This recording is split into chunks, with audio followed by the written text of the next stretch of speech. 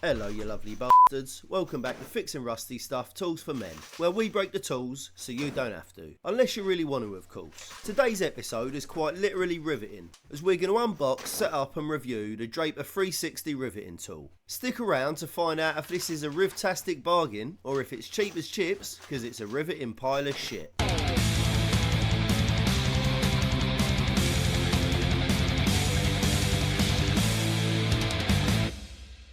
Before we jump into this week's episode, I want to shout out some small YouTube channels that deserve some recognition. If you like your woodworking and fancy a change to see how things are done properly, visit a very knowledgeable Wilmer Woodworks. If fixing electronics is your bag, the troubleshooting tech Philip Bryden is definitely worth a visit. Lastly, if you're into crazy creations, check out Suburban Sanctuary for some pristine projects. As usual, this action-packed episode will squeeze about as much content as humanly possible out of a 20 quid riveting tool. First, we'll dive into a brief and questionably accurate history of riveting. Then, we'll look at the specs of this riveting beast and see what else is out there for a similar price. Finally, when you forgot why you tuned in and you're just about ready to change your channel, we'll slap you awake with an unboxed, used and full-blown review of this metal matchmaking miracle, showing you what it's capable of and how it performs. If you can't be bothered with all that other shit and want to jump straight into the action, click the like button immediately and skip to the timestamp shown on the screen now. For all you other lovely bastards, let's rivet right into it. Riveting is the permanent joining of two or more materials, usually metal or leather. It does this by penetrating, don't be filthy, a pair of aligned holes with a metal pin. As you can see, there are actually three parts to this pin, and although not quite correct, for ease of use we'll call the whole assembly the rivet. After penetration, the rivet doesn't smoke a fag or fall asleep like the rest of us. Instead, the end gets deformed, usually by whacking it with a hammer. This prevents it ever getting pulled out. So, if you're really desperate to get a rivet out, you should probably try using a drill. Yeah, a drill should work. Amazingly, this fastening technique has been used for over 3,000 years. A little known fact is that rivets were invented by the Egyptians to rivet the pyramids together. Over time, the rivets rusted away, but the ancient stones still remain. The technique of riveting was passed down to the Romans, who used rivets to make their hedonistic, pleasure-pursuing love machines, or as they called them, amor machina. The earlier iterations of the machines suffered from so much vibration that they'd quickly fall apart, prompting the Romans to find a stronger joining method. Riveting was perfected through the ages and was very popular among the Vikings. Viking blacksmiths incorporated the art of riveting to make chastity belts for the daughters of the village chiefs, who had a proclivity of running off to be mistresses of sexy Saxons in medieval Britain.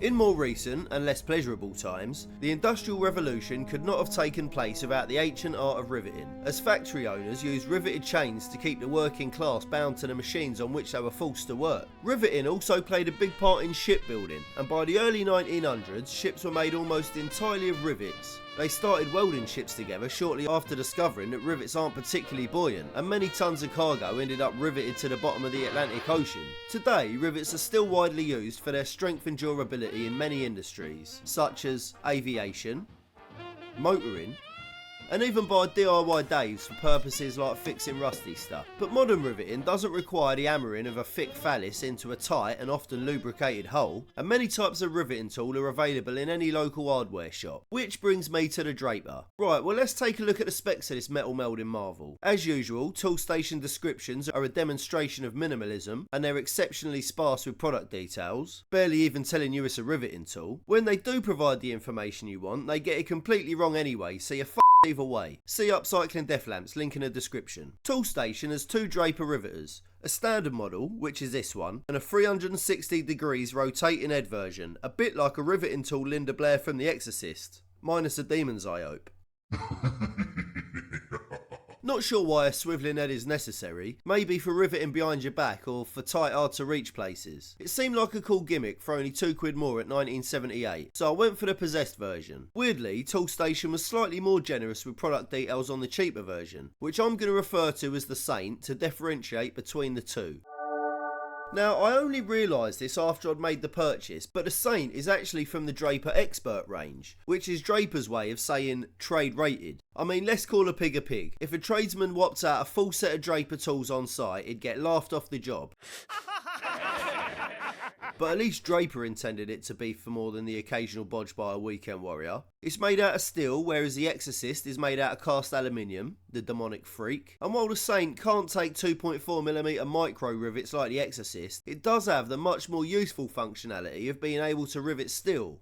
Linda over here can't even fasten anything heftier than aluminium, like a pound shot Beelzebub, all fright and no might. Anyway, I'm stuck with what I got, and aluminium rivets will work for the project I have in mind. Catch a Cadillac Foglight episode coming soon. Compared with other riveters, a quick glance shows the Draper tools to be pretty reasonably priced, with generic no-name brands for a £5 ranging all the way up to around £45 mark for an Inspector Gadget looking contraption from Screwfix. And now, time for a brief intermission while you click the like and subscribe buttons and I share a story about my ex-wife. My ex-wife Debbie was such a wrong'un that even her best mate used to tease her, calling her names like Debbie Does Dallas. I mean, that's hardly fair. She's never been to Dallas, but she did shag half of the East End. Back to the Draper. Looking at the box, it seems they're most proud of the high quality aluminium. Aluminium. Not as good as steel, but better than plastic. A bit more shouting about the Exorcist's head, yeah. It would have probably been more useful including the rivet size range on the front, but where do they hide the useful information? Oh look, it's on the back where nobody wants it. Spanner location, changeable head sizes, blah blah blah, too long, didn't read. And of course we got the rivets, 4mm wide, 8mm long, pretty basic. Okay, so the moment of truth.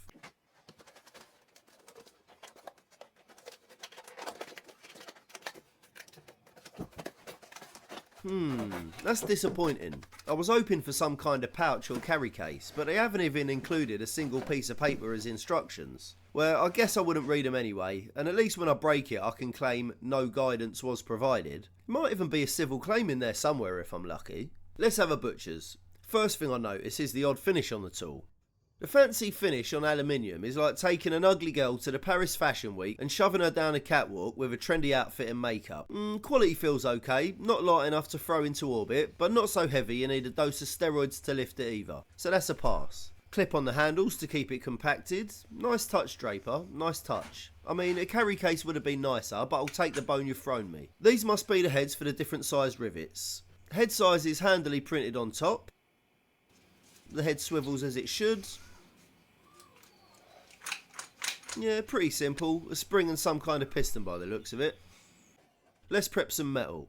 To give it an easy time, and because it's what I have laying around, we'll use aluminium. Make a cut so rough it looks like Wolverine chewed it in half, but draw a line first to at least give it the appearance of precision. Then, beat it with a hammer like it's your ex-wife's lover.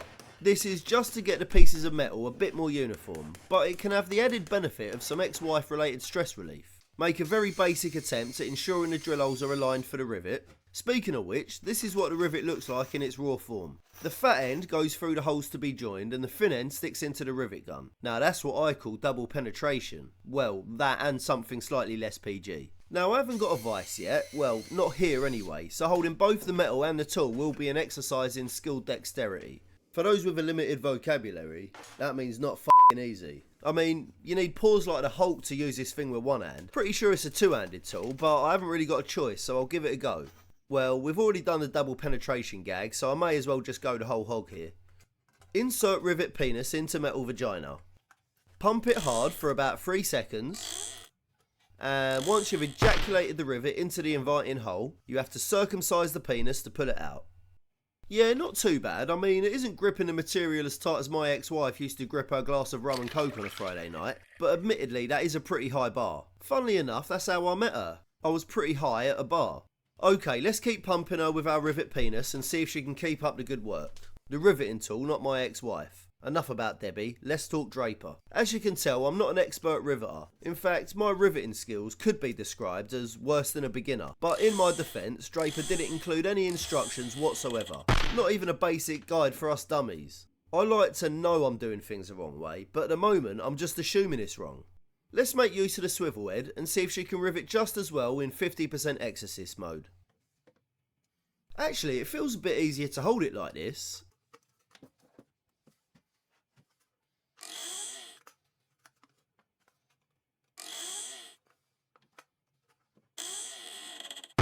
I'm not sure about the results here. It's like the rivet just isn't as committed as when it wasn't possessed.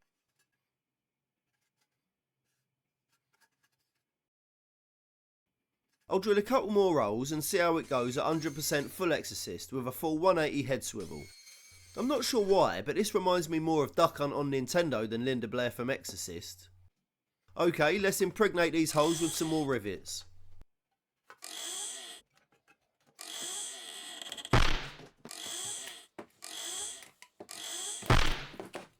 Well, it's certainly riveted the holes. It feels pretty firm. I mean, they're definitely not coming out in a hurry.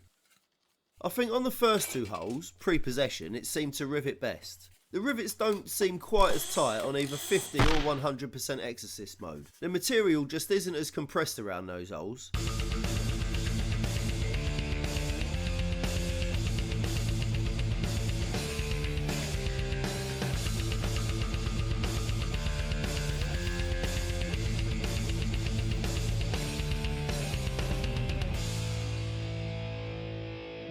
I riveted a few more random pieces of scrap, and don't worry, Linda behaved herself. No priests or holy water were needed. Here's the results. Alright, final thoughts on this Draper metal matcher. Yeah, it's okay for a quick bodge here and there. It certainly works, but it isn't exactly what you'd call industrial strength. A big downside is that this thing is picky. It only takes aluminium rivets. And that swivel head, total gimmick. Unless you're planning to rivet while doing yoga, you won't need it. I would normally say spend the extra money and get the better model, but in this case the better model was actually £2 cheaper. The only time you'd pick the Exorcist over the Saint is if you specifically need to use 2.4mm rivets. The Saint is made of stronger metal, it can rivet steel, and everyone knows gimmicks like swivel heads are just something else that can go wrong. Don't get me twisted, the Exorcist ain't terrible. But why wouldn't you save yourself £2 and get the better one? I'll be using the Exorcist in an upcoming episode where I'll restore a Cadillac fog light into a desk lamp, so keep an eye out for that one. Well, you lovely bastards, thanks for watching. If you found that in the slightest bit entertaining, rivet that like button, penetrate the subscription, share it with your favourite movie demon, and stay tuned for the next instalment of Fixing Rusty Stuff, Tools for Men.